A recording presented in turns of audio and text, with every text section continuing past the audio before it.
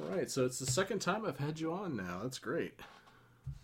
Oh, yeah. Thanks for having me back. Yeah, not a problem. So, for this new film, how did you get attached to it?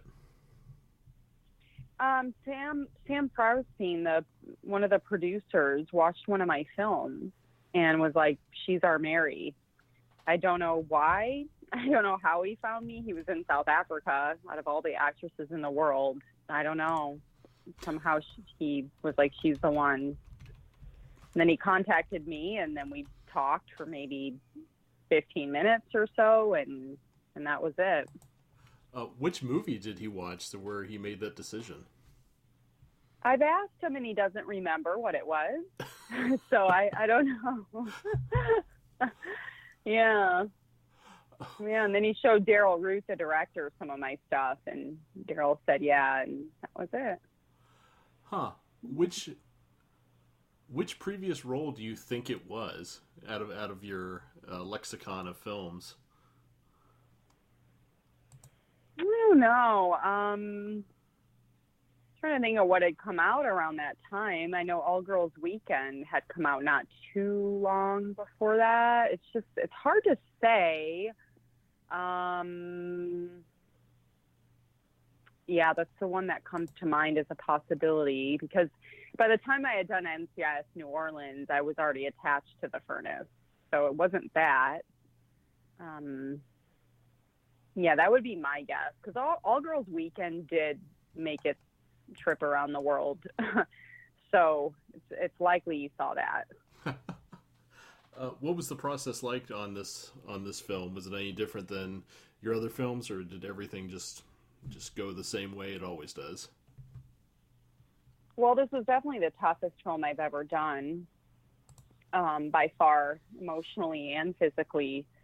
It was tough because I was playing somebody who lost the use of one of her lungs.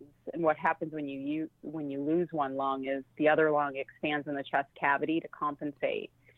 So we were shooting all out of order, all around the script, and I had to know how I had physically recovered with each scene. It's like I had to, you know what I mean? So my Mm-hmm. breathing changed. It was like hard and to breathe and breathing heavy versus, as I was getting better, I'm not breathing as hard and things aren't as hard for me to do physically. And then, so that was very hard. And then on top of that, the running, when I finally when we did those scenes, it was like, there were some days I ran on and off for 12 hours a day. So it's like I expected to run and I'm pretty fit. And I had prepared and, I'm always hiking and stuff like that. So, but it was still hard to run 12 hours a day. Um, The yeah. physicality of, aside from shooting the film out of order, the physicality of having to have that sort of deficiency in a very important part of your body. How did you physically prepare for that? And I guess more mentally, how did you prepare for that? Well, I mean, mentally, the character had lost her husband and, of course, the use of one of her lungs, and the doctor said she would never run again, and she thought there was no hope. So I had to play almost the entire film from a very depressed state. Um, she's she's more depressed in the beginning. She wishes she would die, really. And then I'm not as depressed once I hit the race in Africa. But I'm still like carrying this heavy, heavy loss, mainly of my husband, which I have to get over and somehow overcome and face life again, and the willingness to live and have hope again, despite having lost him. When filming this was filmed in Africa, correct? In South Africa? Yeah. Filming in Africa versus filming in the States, are there any big differences between the two? Well, there's something very special about South African people. Their hospitality, like they treat you like family. Um, it had a very like close feel. And I feel like the friendships I've made are lifelong. I mean, some of my closest friends at this point are in South Africa. Like I've now taken 2 trips back and I'm ready to take a third within a year and a half, like 3 trips in a year and a half. So, but I don't know. It's tough to say. But as far as, the set, it did run like any other American production, and Darrell Roodt, the director, so worked on some big American films in the past. And so, yeah, it runs just like an American set.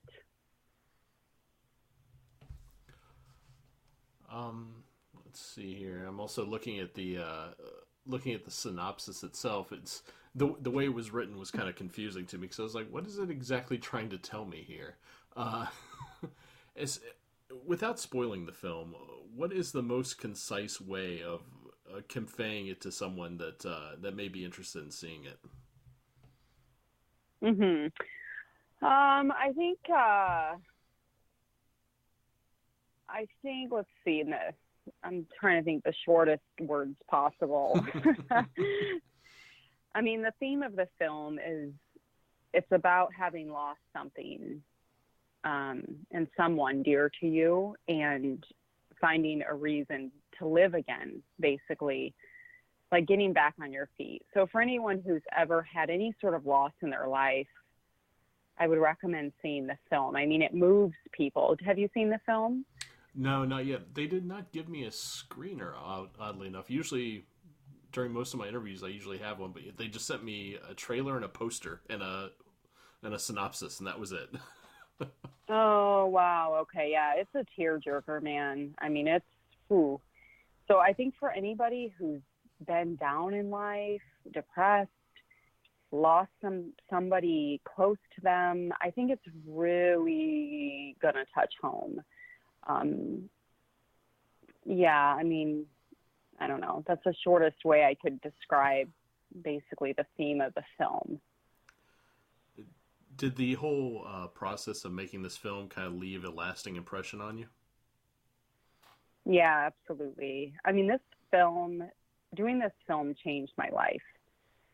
It changed my perspective. Like I mentioned, I made some of the closest friends really that I have in my life right now. I made them in South Africa. It got me out of Hollywood. It opened up my perspective. It reminded me of what was important in life, which is odd because that's what the character really, I feel like a lot of what I went through making the film is what the character was going through. When I went to make the film, I wasn't very confident at all. And the director, the producers, I mean, they believed in me, and then as they believed in me, I started to believe in myself. They're very giving, but not in a fake way. I mean, Darrell Roodt, the director, is so bloody honest. So when he says something bad or good, you believe him. He is going to tell you like it is without holding back. And I admire that quality. So when he was so supportive of me and, loved what I was doing, it's just, I don't know, it lifted me up in a time in my life and in my career when I needed to be lifted up. And I made these deep, deep friendships when I needed those friendships in my life. Like, I can't come out of like a 3-year relationship, and we had been broken up for maybe a year and a half by that time. And about a year and a half. And, maybe 2, I was just lonely. Like LA is a lonely, lonely place. You'll hear a lot of people say that. Yeah, it's very big. Yeah, it's a big city. It's a lot of people, but you can be so lonely in that city and with all those people. And it's so strange. Like, why is that? And I've had friends and we've analyzed it. Like, why is it like this? And then I go to South Africa and it feels like home, and I'm treated like a family member, and I make these deep connections with these people who are so down to earth. Not to say anything bad about anybody in LA. I have so many amazing friends here. I don't want to give the wrong impression here, but those deep friendships came at a time in my life when I really needed it, if that makes sense. Like, I was very lonely when I went there. Yeah, it makes sense. I lived in LA for a little bit. I moved there with some other people that I worked with on the site I was at the time, and there was a change that happened in them that I started to see, because I'm not really cutthroat. If I fail at something, I realize I fail at it, and I just move on to the next thing. But they were so determined to be part of that Hollywood machine, and Yep. the friendships changed. Suddenly, Mm-hmm. I was just like, they were looking at me because I wasn't moving in a cosmopolitan way. I was still, very much just a redneck kid from Florida. So, Mm-hmm. yeah, it got very lonely, and just to see how cutthroat it had to be, it just wasn't for me. So I Yeah. just moved back to the East Coast. But I could definitely tell between the last time I interviewed you last year and now, I can definitely tell a difference. You are Oh, much really? more uplifted now than you were when I first spoke to you, because it's something I mentioned to uh, another a YouTuber I occasionally collab with. Is like, when I talked to her, I was very intimidated because you seemed so fierce on the phone, and now you're so much brighter, because I was like, am I annoying you with my questions? Oh, wow. Huh. So yeah, No, you there's weren't. it's a night and day difference between like last November or December of last year and now. Wow. Wow. Hmm. So I don't know if you're contemplating a permanent move to South Africa, but it may be well worth it just for your soul. Yeah, I know what you mean. I do know what you mean. Yeah. No, it's funny you say that. I've definitely looked into it, and I couldn't move there permanently unless I married someone. Oh Um, yeah, that's right. The visa process. Yeah. yeah, it's a problem. It's a big problem. I've looked all into that. Like, you can get a work visa, but they're only going to allow if there's a company, like, anyway, it's complicated, but it's very complicated, but yeah. Yeah, yeah. So I can't stay there permanently. No. Yeah. Unless you want to manipulate TLC into doing a whole 90-day fiance thing with you, just so you can get over there and prolong your stay until you find someone worthwhile to marry. Right, right. I have a South African friend. We joked. We're like, let's get married, because he wants his American citizenship. Mm-hmm. He's doing a visa thing here, and I want my citizenship there as well as here. And it was funny. We laughed, but yeah, that's a little scary. I don't want to get caught doing that. Yeah, I'm pretty sure the law would not smile kindly upon that kind of fraud. Just Yeah, right. as far as your other projects besides the furnace, what else do you have in the pipeline right now? Like, what do I have coming out? Yes, ma'am. Okay, I have, well, there's Ash and Bone. It's a horror film I did. Harley Wallen directed it. I filmed that in May. Should be an interesting one. And then I have Colonials, which is a sci-fi. Great filmmakers, really, really awesome. I play the lead female in that. And have a fun horror comedy called Nicole, Her Ex, and the Killer. And see, I have a movie called Cerberus. That title might change though, and I'm playing a villain, one of 3 villains in that. And I've seen the film. It's Sean Kane directed it. He's very, very good. It's a good film. And then State of Desolation, which I produced and I was a casting director. We're finishing up in post production with that. So yeah, hopefully those 5 will be out very soon. Have you seen any uptick in as far as studios having interest in you due to the furnace, since it is nominated for awards? Studios like Paramount and stuff like that. Yeah. No, not yet. I mean, we hope it gains momentum when it comes out. You never know, but Hmm. not so far. No, it hasn't been released yet, and so we'll see. We hope to get it. I know the distributor hopes to get it on television, some kind of, TV channel. That's always great for a film. Like I had 420 Massacre. It's been playing on Showtime for a year now, and TMC, the movie channel. I mean, it really helps a film when it can get on television. So Hmm. the distributor is trying to do that with The Furnace. Yeah, that would help. I wonder what. I'm not too familiar with TV distribution, so I'm not sure exactly what they look for as far as films go when they're screening them out. I I can maybe. I'm trying to think of what network this would be best for. As far as digital goes, I know Amazon would be great for it. Uh, I've seen them pick up so many unique independent features, and just watching just like all the views flow in, then all of a sudden all the social media of the directors and everything just shoots straight up just because Amazon's on fire right now. So Hmm. yeah, as far as TV goes, Yeah. I just don't know. That's just not my realm to. I just don't understand television as much as I do Hmm. the regular Hmm. movie biz. Yeah, yeah, I know what you mean. Yeah, he's getting it on Amazon. It won't be on subscription yet. Some TV channels won't pick it up for if it's been on Amazon subscription. Oh, really? Hmm. Yeah, yeah. That actually happened with The Sixth Friend, the film I produced and co-wrote and lead the cast. It went to Amazon Prime, so Showtime didn't want it because it was on subscription. Mm-hmm. Yeah. Do you foresee the trials and tribulations for filmmakers getting worse now that more and more subscription services are coming about?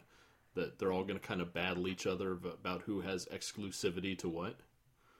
Yes, it's definitely getting worse, but I don't think that's the reason. I think it's from the pirating.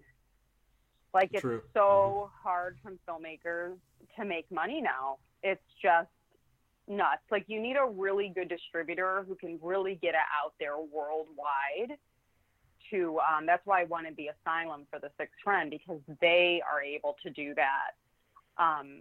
It's just because otherwise it's like, how do you make money? It's getting so hard just from people. Just it sucks, man, to be honest. Oh yeah. Or I mean, if we had made, somebody said, like, if you had made The Sixth Friend in the 1980s, like, you would be rich, like, from that film. And it's so true. Like, we would have made so much from that movie, but it's like now it's just so hard. Yeah, pretty much any new release I usually see on YouTube, the same week or the week after. It might not be there long. It might be there maybe a couple days. So by then, everyone's already ripped it. Mhm. So Yeah. Yep. I don't know how to, unless hoping people learn to be a little bit more moral when it comes to other people's work. But you know how people are. It's just it's not going to happen. Yep. I know it's really unfortunate. We struggle, and oh man, it's rough. Yeah, yeah, I agree. Yeah, I see. Even stuff I make on YouTube will get stolen and then used in like these top 10 channels. So and there's nothing I can do because I'm a small guy, so I can't really fight. Like Looper and these other big channels, the ones that are owned by Mhm. Viacom and CBS, because they're just gonna be like, "What are you gonna do? Are you gonna sue us?" Mhm. Yeah. Well, I mean, I could, but I do have a Right. life to lead. So Exactly. yeah, I don't. Yeah, hopefully digital distribution gets better over time, but for right now, I just don't know. But I know.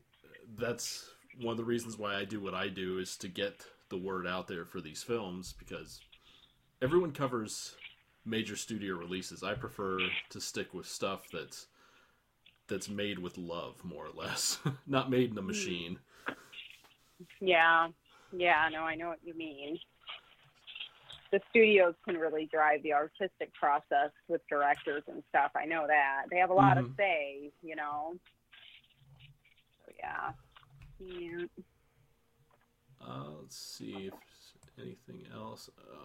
Oh, I was sorry to see that Midnight Texas wasn't coming back for a third season. I was hoping you'd get another one of those guest roles on there. Yeah, oh my gosh, I loved being on that show. Everybody was so nice. Like, I was like, I could come in here every day and have a great time. I mean, I love that. It was definitely a unique feeling. I hadn't seen so much camaraderie between everyone as was on that set. No one was stuck up. Everyone was like cool with the press, and they were just kind of like, "Yeah, man, go in there, check out whatever, have a drink." Yeah. Wow. Yeah, they were awesome, man. Everybody, my goodness.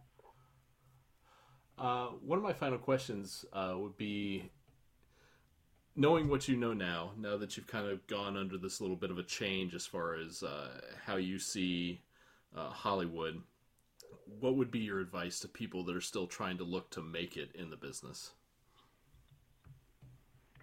Well, you know, I've seen a lot of people come here and they fall into this party scene. You know, they think they have to like party and do drugs and hang out. And you don't have to do that, and it's not worth giving up your soul for anything, you know? I hate to see someone destroy their life like that. It's sad. You shouldn't have to do that to do what you want to do. If I had to do that to act, I wouldn't want to act.